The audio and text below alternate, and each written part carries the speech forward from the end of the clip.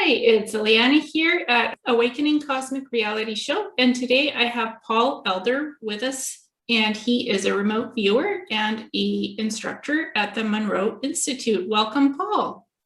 Thank you very much. My pleasure to be with you. So Paul is from British Columbia, Canada, and you also have a course of your own that you teach other than just being the instructor at the Monroe Institute, correct?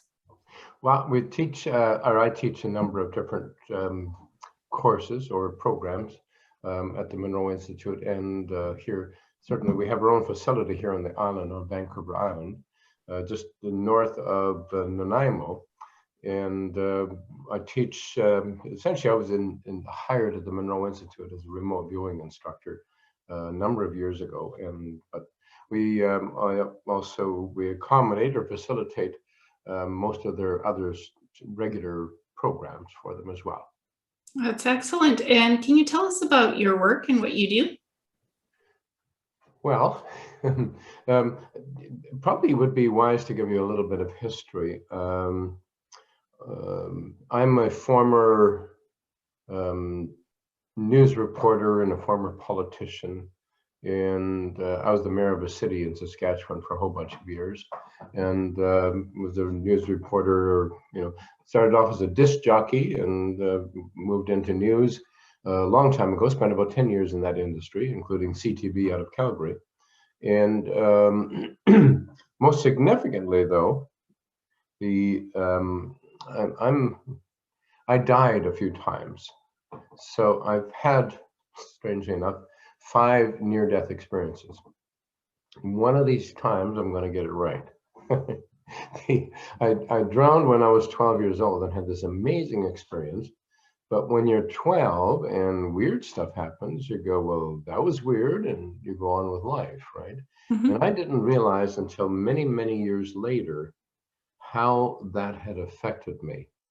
That experience was really, it was an out-of-body kind of a full-on near-death experience. And when I was 17, I was in a car accident and got smashed up really bad and lost a kidney and a punctured lung and a hockey career. And when I was 41 and I was in politics, I had a heart attack in the middle of a hockey game, an old-timers hockey game, and died in the ambulance on the way to the hospital, and had another profound experience of going home. And a few years later, had another heart attack, and nothing happened. It was a complete waste of time. And then after that, I had another heart issue, which at the cardiac center in Victoria, here on Vancouver Island, and which I had a very, very profound experience as well. And then a minor mishap with a car accident a couple of years after that. So yeah, like I say, 5 times. And yeah, one of these times I'll get it right. So. Oh, well, I mean, how did that impact you? What did you see on the other side? Oh, well, that's everything. I know that sounds probably the best. I'll tell you about, because there's so much involved in it. The story's too long. When I was 12, the experience, I think, that affected everything or changed everything for me.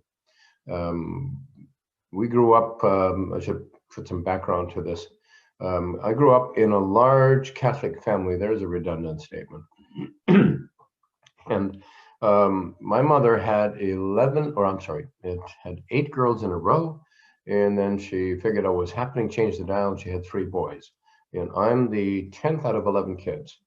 And we grew up in the middle of nowhere in Saskatchewan on a grain farm without very much of anything.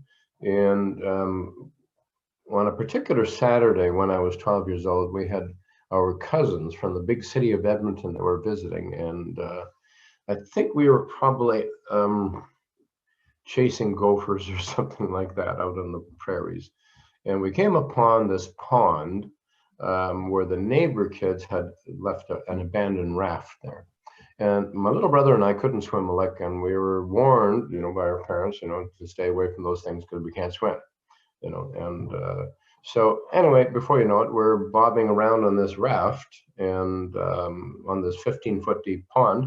And my older cousin thought, when he found out that my brother and I couldn't swim and were practically terrified of water, he thought it would be a lot of fun to rock the raft.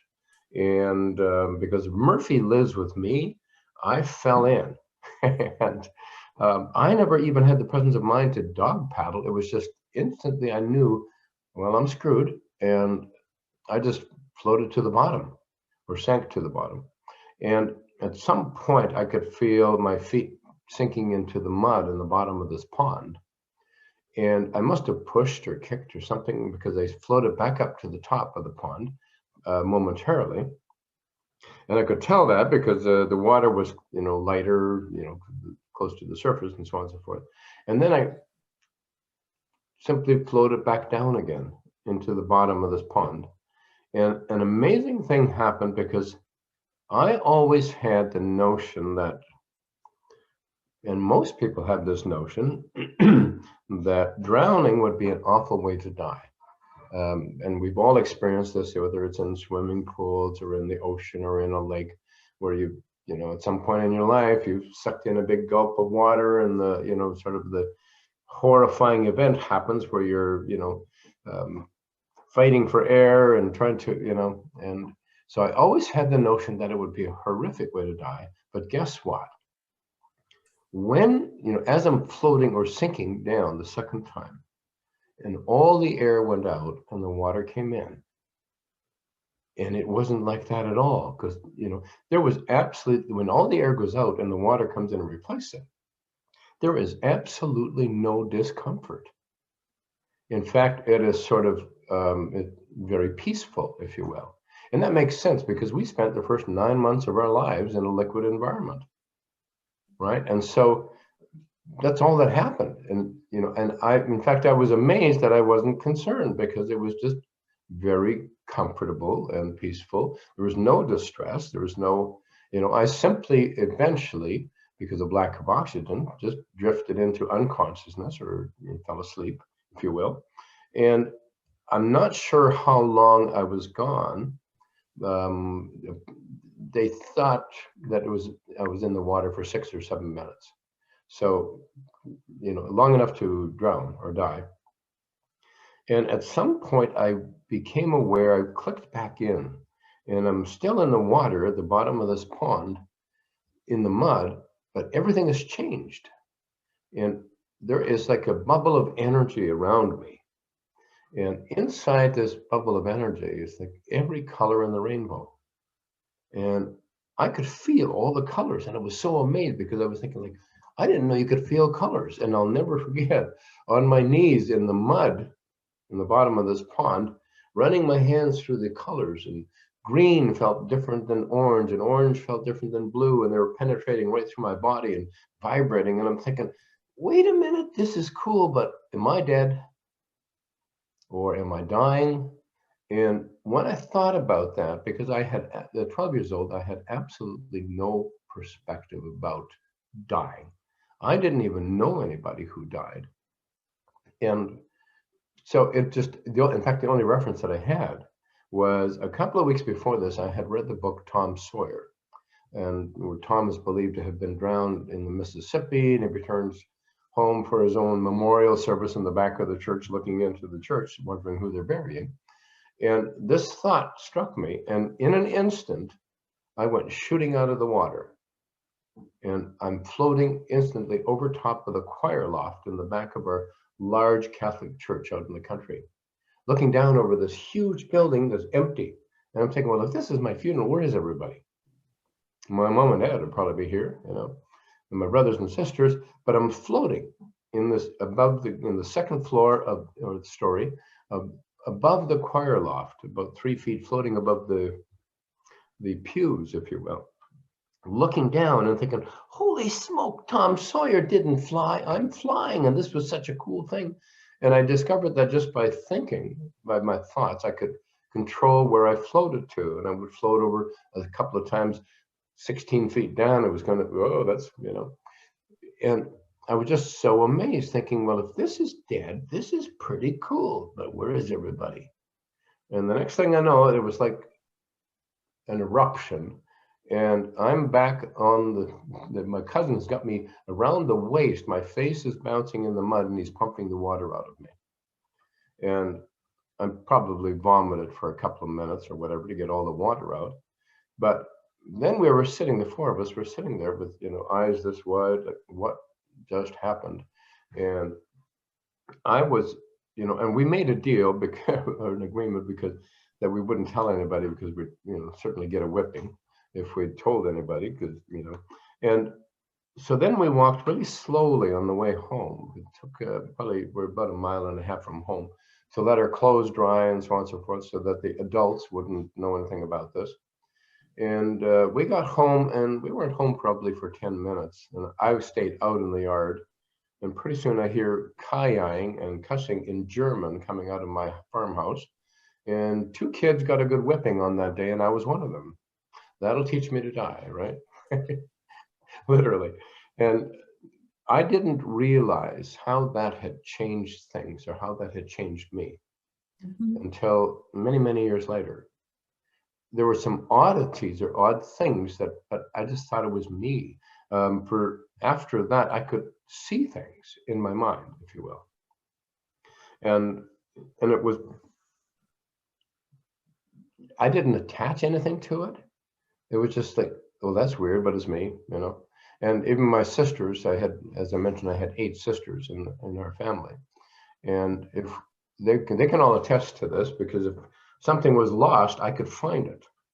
I could just sort of see it in my mind, and so they would say things like, well, ask Paul, and which caused them to think that sometimes I was the one who took it.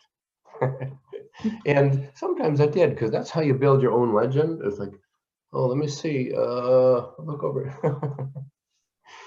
But I didn't really put much stock in it until many, many years later. And after, because this would happen, and I would see things in my mind and wonder, well, what was that all about? One of the things, and this is why I think, and many people have asked this, like, why do you think you've had 5 near-death experiences? And I'm saying, well, yeah, because I couldn't get it right, and one of these days I'm going to do it. And I think the reality is that if you show a 12-year-old that there's no such thing as death, there's no such thing as dying, that's dangerous. Because then you become, 10 foot tall and made of steel, like, let's try this. What the heck could happen? Get killed? No, doesn't happen, right? And I think that's probably a dangerous thing. So, my little brother and I, we engaged in some crazy activities that were, sort of challenging everything about, getting smacked up and hurt and killed and stuff like that. So I think that was half the problem. I lived my life, on the edge, thinking, big deal.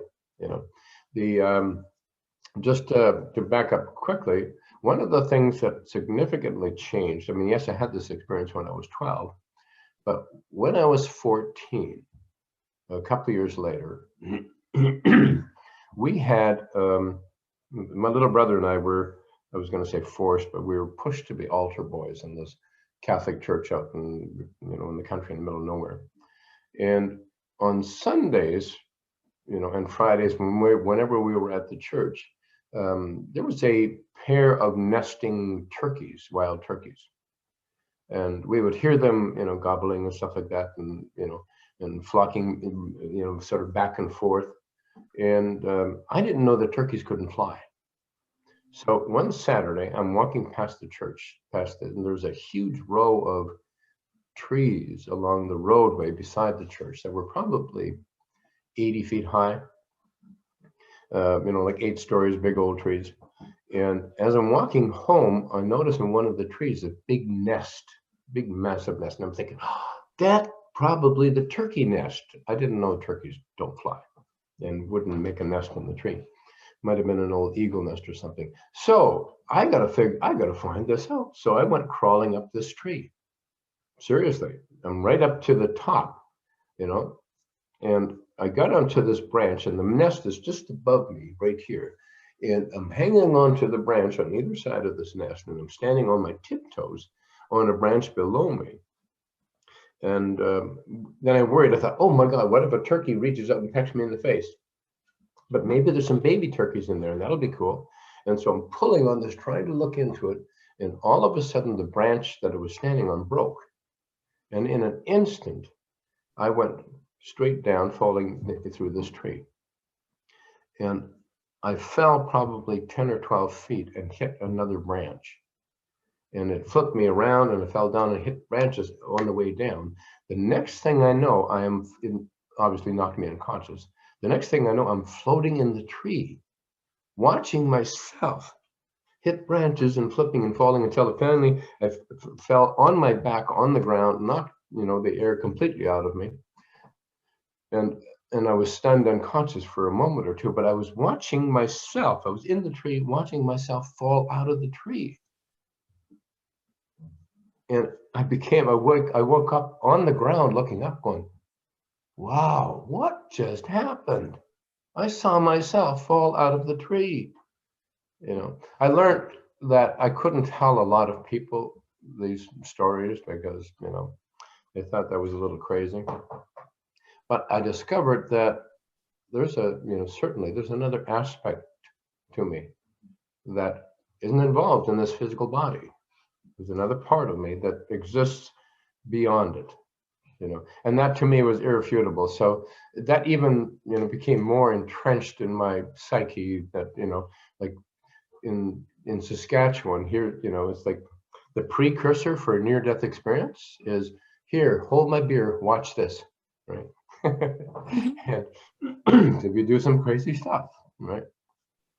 So this sort of changed, or sort of, I think, laid out, the part of my life, that part of me that knew that it's not a one-time deal, and that that this isn't who we are. This is just physical body. Excuse me. After the heart attack in the hockey game, when I was a politician, and I was the mayor of the small city in Saskatchewan, Swift Current, Saskatchewan, and wonderful little place. And I died in the ambulance on the way to the hospital and had this remarkable experience. And they brought me back in the emergency room, and and it did quite a bit of damage to my heart. However, after that, I began to have spontaneous out-of-body experiences. And I had read about that. There's this guy named Robert Monroe, and he had written back in the 70s, he'd written a book called Journeys Out of the Body. And it became something of a classic around the world. I think Bob was the one who coined the phrase out-of-body experience, much like Raymond Moody coined the term near-death experience. And I had read this book. I had seen watched a television interview with Bob Monroe, probably back in around 1980, 81. And so I borrowed the book from the library, read it from cover to cover, and thought, this is cool, but this guy's a nut job, And I took it back to the library, completely forgot about it. 10 years later, I suddenly find myself floating at the ceiling of my bedroom, looking down at myself and my wife in bed and going, wow, Bob wasn't crazy. And I had a really, really cool experience. And it absolutely dominated my thinking afterwards. I wanted to do this more than anything, again, because it was so cool. So the next day I went to the library. I found out that Bob had written another book called Far Journeys. And in the book, they talked about creating the center in Virginia, the Monroe Institute, where they were studying consciousness. And they became sort of a world leader in consciousness research, in out-of-body states, near-death experiences, and so on and so forth. And Bob they had developed a patented process that was proven scientifically in independent labs, using audio signals or audio frequencies in stereo headphones to alter people's brainwaves. and it really did work. And so I'm reading this book and found out that he's created this center, and people from all over the world could come to it and take part in 6-day programs and to explore their own consciousness. And I thought, I've got to do that. And so I signed up for the first opportunity I had, and I headed down to the Monroe Institute.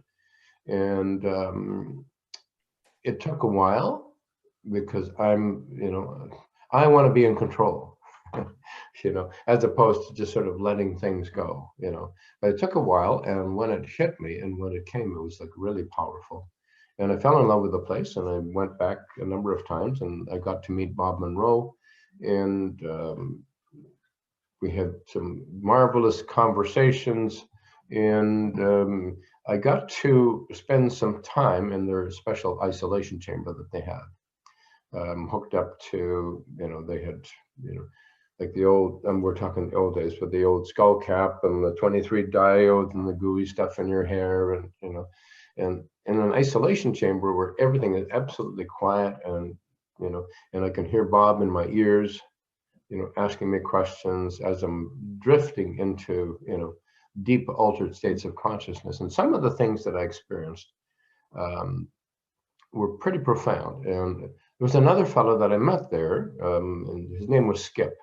And Bob had hired him. He was the research director, I think. And Skip Atwater was the fellow's name. And he had, he would be the voice in my headphones as I'm drifting into a deep space thing, and would jolt me by saying, "Tell us what's happening." I'd be like, "Whoa, I'm back." And some of the things that I experienced and was able to share with them got somebody's attention, and I was introduced to some interesting folks. Not the least, one of them was a fellow named Dale Graff, who was the Pentagon director of this top secret program called Stargate. And I was so amazed at this, and he's telling, sharing some of the whatever they could with it. And the Saskatchewan part of me, the farm boy part of me, said, "Really, this is bullshit," And I wasn't about to believe it, but they thought I might have some abilities in it. So, long story short, I spent some time, probably overall a couple of months, training with various members of this top secret program, or the former members of the top secret program, known as Stargate, learning this process that they call remote viewing.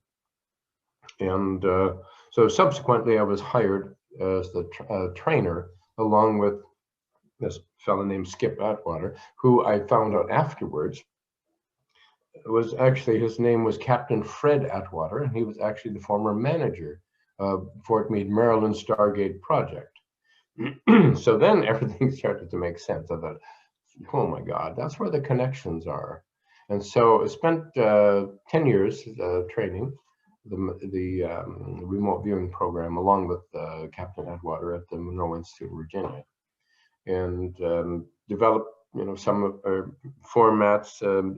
What we learned and what we were taught was the original, if you will, Stargate methodology. And so I've been doing this now for, oh my God, 17 years, 18 years now, maybe more. Training remote viewing programs, and as well as the Monroe Institute programs up here on the island, as well as in Virginia. And like a lot of people ask me, how do you learn remote viewing? How does that happen? What is it? How is it done? Well, it is a natural, innate ability that every single one of us has. It's just that we don't ever focus on it. All right. We live in a left brain world because that's what keeps us alive. That's what keeps us safe. That part of us that's, guessing. But there's also a part of us that is connected to the rest of the universe through the right hemisphere of our brain, or our mind, if you will. So the left hemisphere is all about here and now, and about keeping yourself safe, figuring things out, rationalizing everything. And the right brain is just connected to everything. All right. So it's that part of us And we've all had this experience where you might be sitting in a park somewhere or in the middle of nowhere, and you get this feeling somebody's watching you. And you turn, and sure enough, there's somebody. What part of you knew that, right? What part of a mom knows her kid's in trouble 3,000 miles away, all right? So it's a natural, innate ability. And with this process of what the process of remote viewing or teaching remote viewing is letting go of the left brain, letting go of that part of us that wants to control everything, figure it out, and so on and so forth. And they're basically how we do that is we learn to access this part of our mind that's connected to the rest of the universe by occupying our left brain with a boring menial task. All right. It can be anything from, and we've all experienced this. Whether you're mowing a lawn, painting a wall, or if you're a farmer driving around, endless hours on this tractor, or for most people, just driving a car. You can be driving along by yourself for 2.5 hours, and all of a sudden you're there going, holy crap, but meantime, you solved the problems of the world. You figured out a whole bunch of things in here. And what allowed that to happen was you occupied your brain with the boring menial task, your left brain, of the driving, allowing your right hemisphere of your mind to connect with literally the rest of the universe. And so what we do in this process of teaching remote viewing is we use that process of occupying the left brain. And we, in our case, we also play some special CDs, if you will, or tracks from the Monroe Institute, who created some what they call hemisync or hemispheric synchronization. These are special, frequencies that allow people to drift into deep altered states of consciousness. And so we use special tracks to allow ourselves to get really deep and into, this altered state to facilitate or to help with the remote viewing portion of this. Because I studied the classic military remote viewing techniques with the idioms. You start with the idioms, you start with the materials, solid, not solid, man-made, natural. So the basics, and then in phases you build up your remote viewing RV, and you don't know the target. You're blind to the target, correct? Totally. And what they call an ideogram, and which is just sort of a reaction, if you will. It would be like, if we were to tell you there's different ways, so we have like a double blind or a blind target. And what they started off in the I can get, you may be familiar with it. I'll give you a little bit of history of it. Back in the early 70s, CIA, American Intelligence Services, had intelligence that the nasty Soviets had trained psychics who could spy on America. They could literally sit in a darkened room in Moscow and draw diagrams of missile sites in America. And of course, that really, really concerned them. So there was one of the CIA agents who was, as a part of the hierarchy in this, a guy named Kit Green. And Kit was sort of left in his lap to try and find out more about this. And so they had done, various things, with people, but where do you go with something like that? Like talking about psychic abilities. So they had actually worked with a couple of scientists at Stanford Research Institute in Menlo Park in California. A couple of guys named Russell Targ and Hal Puthoff. And these weren't just any, California psychic kind of guys. These were legitimate physicists. They had actually created or invented aspects of the laser. So no small weights there, all right? And so Kit Green went to visit them, and and of course I'm just paraphrasing, and basically saying, and they had actually done some work with both Hal Puthoff and Russell Targ previously around intelligence kind of services. And so they put this to them and said, well, is this possible? And they went, yeah. And the second question was, oh my God, well, how do we defend against it? And they basically said, good luck, you can't. But it begged the third question, is this something we could do? Could we learn this? Or could we learn how to do it? And of course, Russell Targ and Hal Puthoff are thinking, government contract. And so, yes, of course. So they were given a 8-month contract and about $50,000, $53,000 to develop a program if they could. At that particular time, they were working with two people, Russell Targ and Hal Puthoff, were actually working with a couple of people to test psychic abilities. And they were working with a guy named Ingo Swann, who was an eccentric artist or a corner store psychic and artist out of New York. And the other guy that they were working with, a guy named Pat Price, who was a former homicide detective in Los Angeles. And they were doing the typical things that you would do, to test people's psychic ability. Things like, okay, here's 5 cards on this table. One of them has a picture underneath. Which one is it? And they had really come up with some pretty remarkable success stories on odds against chance. All right. So developed an ability, and they happened to be working these with Ingo Swann and Pat Price when Kit Green, the CIA, came along. And so they began working on a process, trying to figure this all out. And Ingo Swann had the wherewithal to understand that it's our innate ability. Everybody can do this. And if you occupy your left brain with a boring menial task, so on and so forth, and just let go of the need to perform or whatever, that people can actually do this. They can connect. Mm-hmm. And so Ingo put together this process of that eventually they call the protocol, or CRV, controlled remote viewing. Mm-hmm. And what they did in the early stages is they used geographical coordinates, because the belief was that we all have this ability, an innate ability, to describe any person, place, thing, or event in time and history. Well, that's a pretty big field of possibilities. And they thought, excuse me, that with this, if you occupy the left brain, that your right mind or right hemisphere of your brain moves and can move into these states of consciousness and pull this information. In the early days, they used geographical coordinates, longitude, latitude, and with a hidden target inside an envelope. So they knew that they had to have some feedback. So they might take a photograph of some person, place, thing, or event and put it in the envelope along with information, if you will, and put a geographical coordinate on the front of it.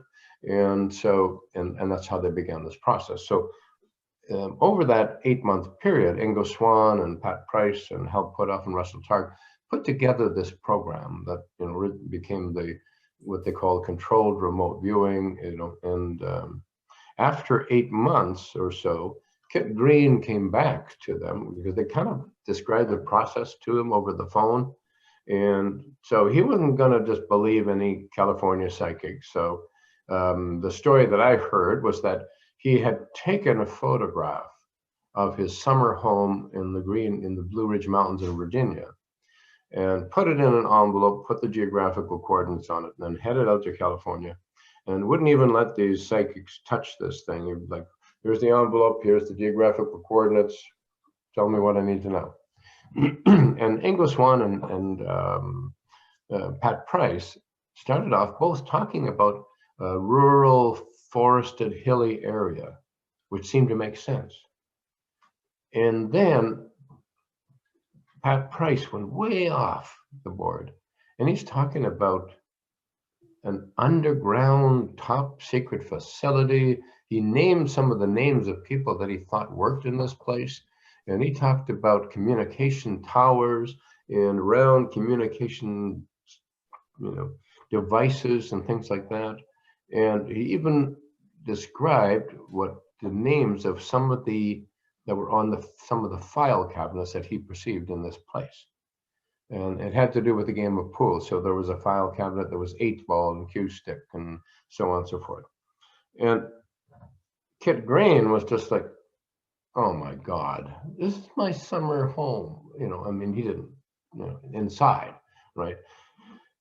Underground top secret facility. So he's like ticked off. He wasted 8 months and $53,000. He's heading back to Virginia, and from what I understand from the stories, a few weeks later, he drives out to his summer home in the Blue Ridge Mountains, pulls up into the yard, and instantly is like,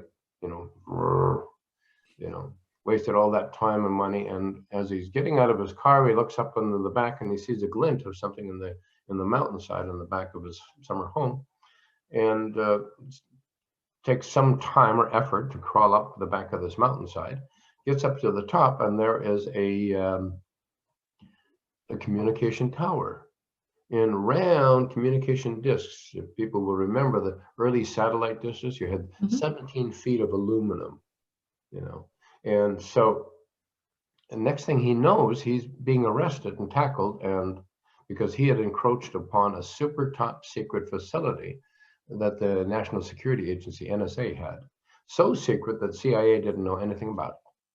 Well, the proverbial poop hit the fan, and they figured somebody leaked something somewhere, and this. So long story short, they headed out to the coast again and to check all this out, and determined eventually that no, it wasn't a fluke, and it wasn't a leak or anything. That this was a legitimate process that the human brain can process. And in fact, Pat Price was so good at his process that he eventually went to work directly for CIA.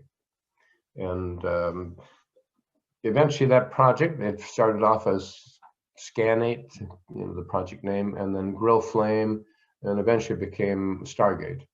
And over those some 23 years, they were involved in providing intelligence for just about every intelligence unit, from defense, to NSA, to CIA, to FBI, from tracking down or looking for hostages, to tracking down missing people, to tracking down bad people, stuff like that.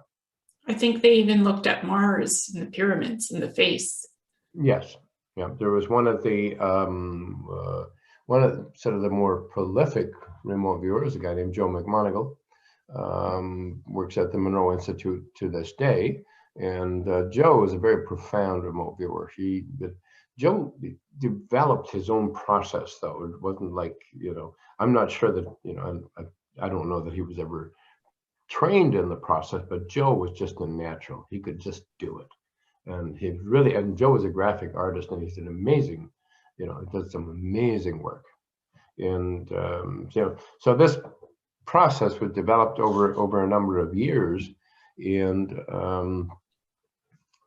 after 23 some years, they had to virtually try to, get funding every year, from the Joint Chiefs of Staff or whoever, the people in charge. And eventually in 1990, I'm not sure if it was 95 or 96, the project got leaked. And New York Times and Chicago Tribune had headlines like, "You won't believe what our government's been doing. They've been training psychics as spies," and the giggle factor sets in. And when you've got a top secret program and everybody knows about it, it kind of loses its value. So it was actually through the funding or unfunding, a couple of born-again Christian senators or congressmen thought it was the work of the devil, and basically that's where it ended. And so the funding was pulled, and Stargate was canceled. And the guys and the gals that were working in that unit were transferred or retired or whatever it is. And, at least that's what we're told. So, but we know that Stargate for sure was canceled, but there might have been a couple of other programs that weren't. I think it still goes on in the CIA somewhere. Oh, it's too good to not to. It, I'm just, when I'm scanning it, I get the shivers right now. It's still going on. It's a two-pronged program. Just when I'm looking at it, it's still very much in progress. Yeah. It's too valuable to end it, and it doesn't have to be funded that way anymore. It's funded differently now internally, so it doesn't need that every year funding anymore. It's very solid and it's very proven and good, so it has very different funding at this level now, where nobody will leak anything or find out anything about it. But when I look at it from that psychic, I just have my own ability. When I look at it, it's solidly funded, and it happens. And it's a little bit different now. It's even more advanced than it used to be, than what Stargate is, because the techniques are different than what is taught now in remote viewing even. So that's when I look at that aspect of it. CIA, FBI, and other agencies share resources for that when they need something. It's pulled from those programs. That's what I'm getting. Mm-hmm. So there's probably a lot of truth to it. Yeah, I don't doubt there is, because it's remote viewing. There's always people who are good at it, who are naturally good, and who can be trained to hone in on the ability and then tell you whatever they're tasked to tell you. So that's kind of my opinion on it. But how is your training the standard classic one, or do you have special type of training that you teach for remote viewing? Is it any way different from the classic military training? Well, I mean, the basis of it is, the Stargate protocol. But over the years, working, with the Monroe Institute and with Skip Atwater and the other folks, we've discovered certain things and moved into, added protocols, if you will, that seem to have, some pretty profound effect. I have now, over the years, I think it's around 3,600 people that I've trained, and including, some CIA and some Canadian CSIS operatives as well. Now, I want to make this clear. I've never worked for Stargate. All right, mm-hmm. I'm a Canadian, right, and so I've never worked, for Stargate. However, I've helped out in, looking for missing people, chasing bad guys sometimes, and so on and so forth. All right, and so over the years, we've discovered some interesting things about, the process of learning this, and that adds to that, thing about it. So even using breath work as a vehicle for remote viewing, mm-hmm. which can be super, super powerful. Yeah, because when I looked at the classical method, I found it was lacking in how to center you, how to clear your mind completely. It was lacking in that. So, and then I talked to Patricia Mona, who I think you taught remote viewing, and she's like, no, he teaches it very differently now than that classic standard one. So she said that your method helps to clear the mind, to center the person, and to make them a clear being, so to speak. That's how she said it. Mm-hmm. You're totally clear of everything, and you can just focus on the work. That's how she put it. So this is what fascinated me, and that's how I found out about you, through Patricia. Oh, cool. Mm-hmm. So she credits you with helping her to find that center and that balance, mm-hmm. for the remote viewing work, because the protocols are different. Right. Well, she's become, and once, you see, what I've discovered is, it is, I think, important to learn, sort of the English Swan method, occupying your left brain, blah, blah, blah. And once you learn that process, then you can move into your own, you can move into and what you discover for yourself, because we're all different. We've all been affected differently by the way we grew up and so on and so forth. So, we have different phobias, we have different, so we can actually, build on, on those building blocks. But I think it's a good thing to learn the basic process and then add to it, from your own sort of reservoir of experience and understandings. And, a lady like Patricia, did a wonderful job of that. She tracks down missing people and so on and so forth. So, yeah.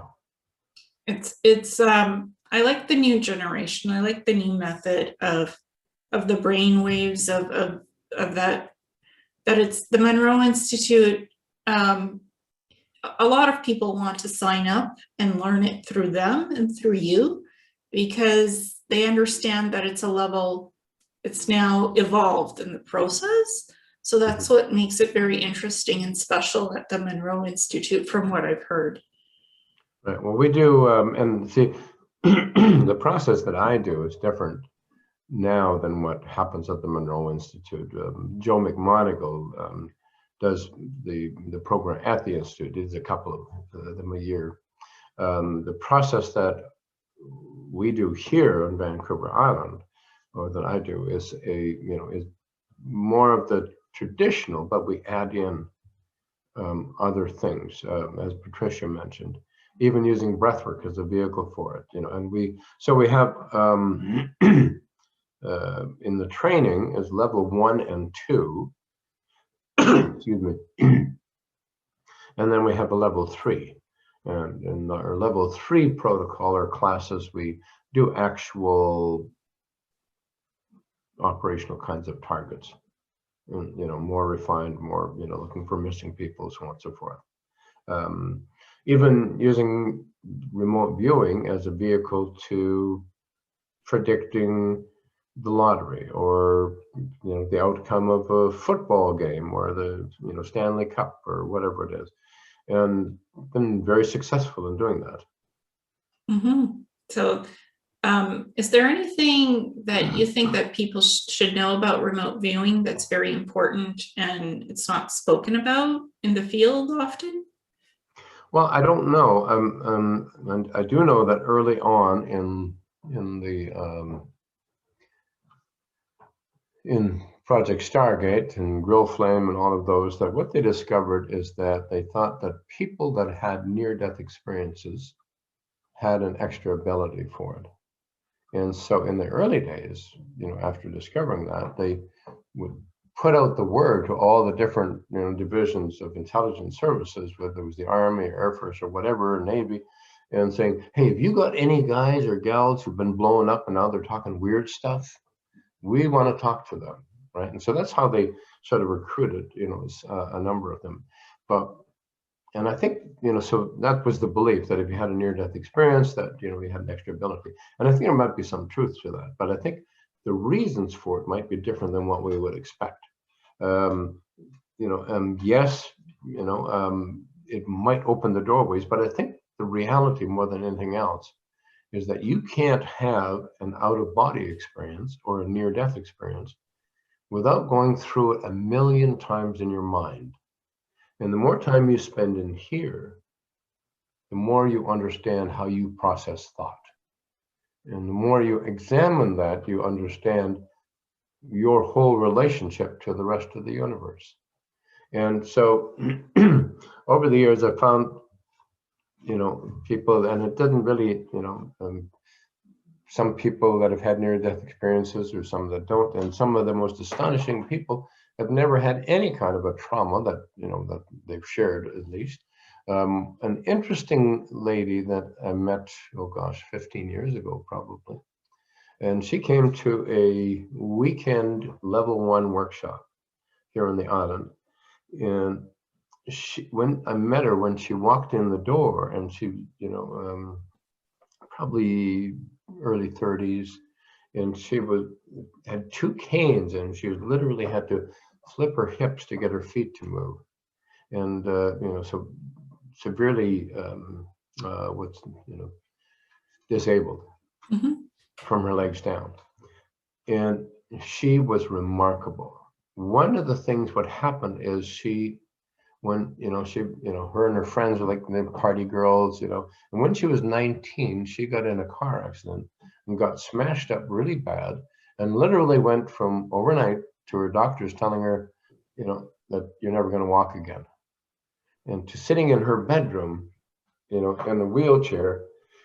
And I think the process of that, and she was remarkable, one of the best I've ever seen.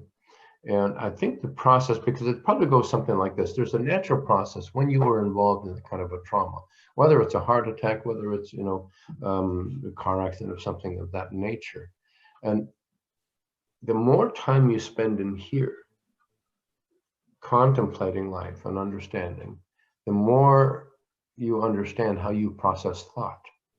And so she would go through the sort of standard trauma kind of events in her mind in disbelief, sitting in her room going, how can this be happening to me?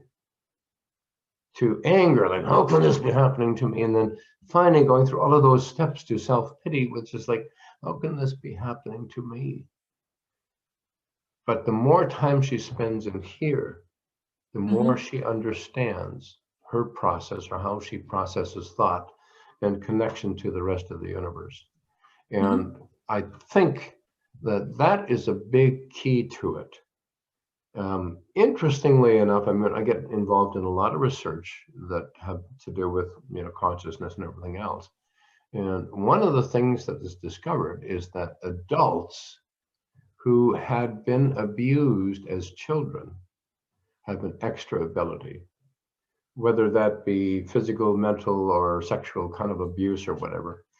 They have this extra ability and can be really remarkable in it. So it seems to sort of open the door, the more time they spend in here. And I get to see some of the psychiatric reports and, in the research, where an adult might be talking to a psychiatrist and saying, well, when it got really bad, I would go into the wall. So they learned to disassociate from their bodies when they were kids. And they can still do that. They can still tap into it now. They can still go somewhere else. And that seemed to make the difference. So we've just discovered some things over the years that can be really remarkable. And that makes sense, especially trauma, disability. These people have an extra perception level that's heightened. I think perhaps, heightened, because they learned how to disassociate from their bodies. And the biggest enemy, as you might have learned in the remote viewing, your biggest enemy is your left brain. That part of you that wants to figure it out, wants to make sense of it and everything else, the better, the less a remote viewer knows, the better they do. Yeah. In remote viewing. Yeah, well, sometimes my brain, I have a hemiplegic migraine. It's a rare migraine disorder. Like my brain literally disconnects me from my mind and my body. And then I feel like I'm floating and disconnecting, and I have to pull switches in my brain to connect it back to work because I can't say anything. Sometimes I'm blind, sometimes I can't hear anything. So I'm like, okay, center yourself, put it back together, make the reconnections in the brain so the hemispheres function together. So I lie there and I'm like, reconnect to the brain again, reconnect it, and just use the mind, center, focus, use the mind as a tool and connect again, to speak, to see, to hear. So, and after that happens, I can usually hear more, I can see more, I can sense more after those events happen, because it's just, I've learned to train the mind to just reconnect back to the brain to function correctly. And this happens off and on to me. So it's like, it's a genetic mutation, but I'm like, that's not a big deal. Just reconnect the brain. You know how to rewire, redo it. So that's I think that's the key to it, really, is getting out of the physical brain, the left brain, and into the right hemisphere, which is attached to everything. And it's interesting how even your traumas in life or how you grew up, what your expectations were. Me falling out of a tree and watching my body fall out of the tree was a remarkable event, because it showed me that I was fully conscious and aware while my body was, for all intents and purposes, could have been dead. Mm-hmm. And just fell out of the tree, and yet I still existed. And it's an interesting thing, because over these many, many years and 5 near-death experiences and all of, hundreds of out-of-body experiences and so on and so forth, I can, kind of process the having been born Catholic or raised Catholic, that we only get one chance at this kind of stuff, which is not true. Mm-hmm. I can sort of, what's the word? Calculate that maybe I didn't exist until God poked the soul into that little body. Mm-hmm. But given the experiences that I've had in life, I cannot imagine not existing after this. Mm-hmm. All right. And you've been around for a long time, so it's like too damn long. Don't ever get old. It sucks. Well, I mean, just you're long lived.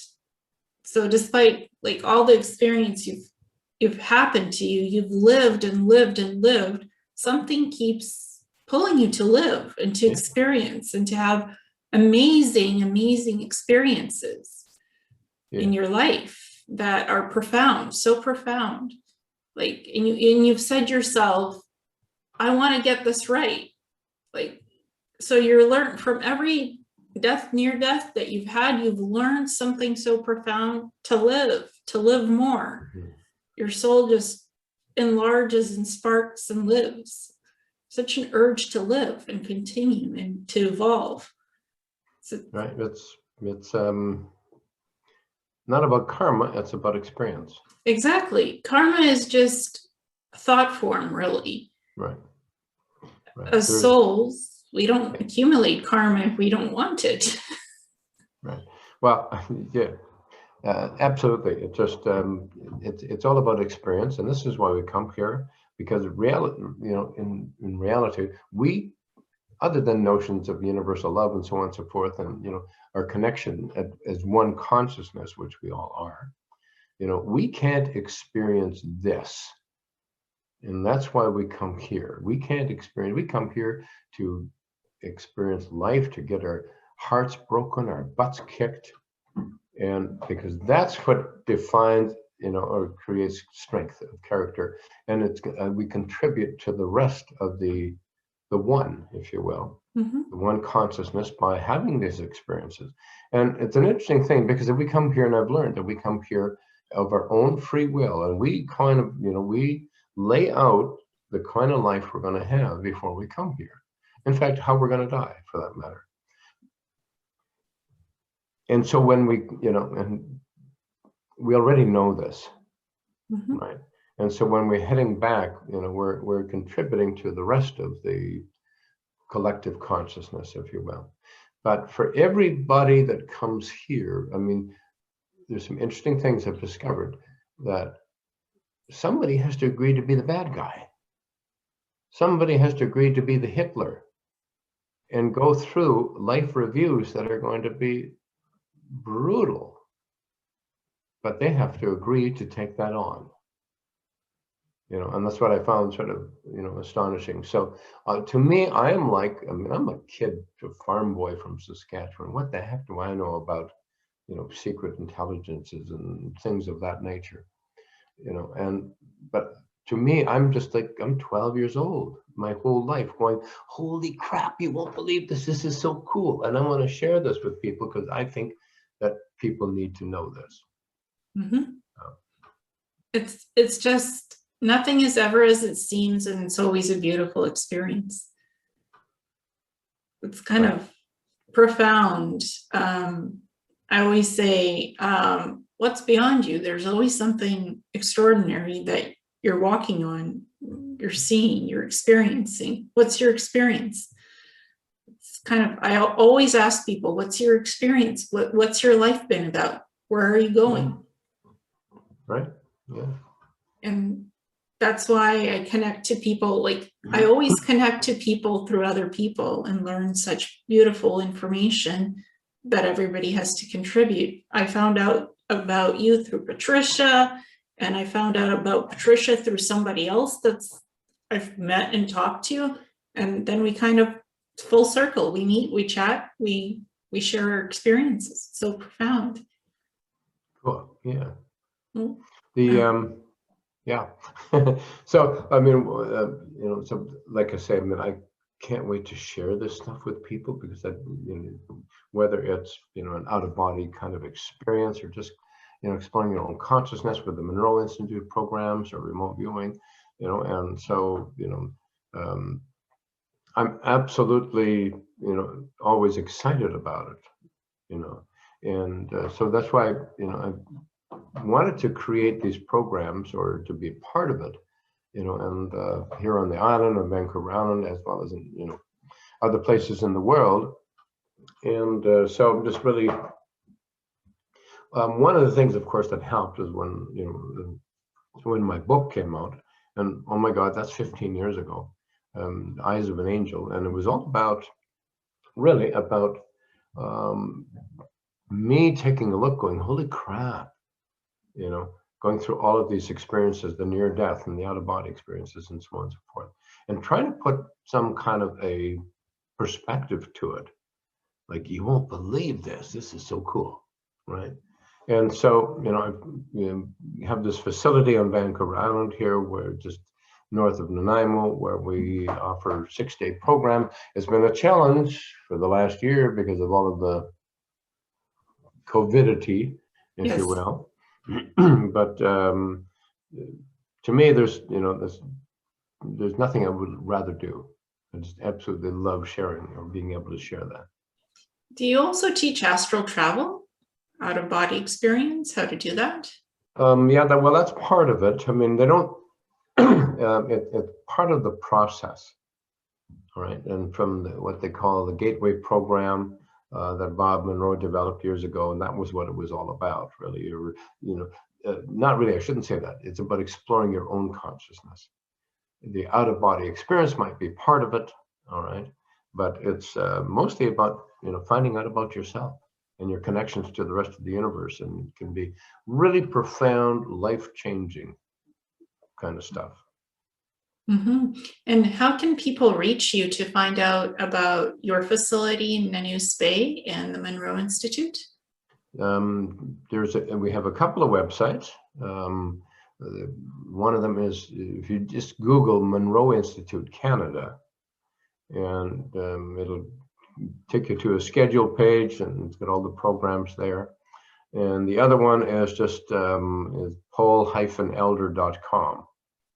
We're just in the process of creating a new website called Stargate Seminars. But if you put www.paul-elder.com and go to the schedule page, and you have all of the programs there. Because I've had people specifically ask about training with you and how they can directly train with you. So that would be the way to contact you to sign up for your courses? Yep, absolutely. Awesome. Well, thank you so much for coming on the show and for telling me about yourself and in your work and how you do things with remote viewing and life experiences. I really appreciate it, Paul. My pleasure. Thank you so much. I hope you have a wonderful day. You too. Thank you so much. Bye. Bye-bye.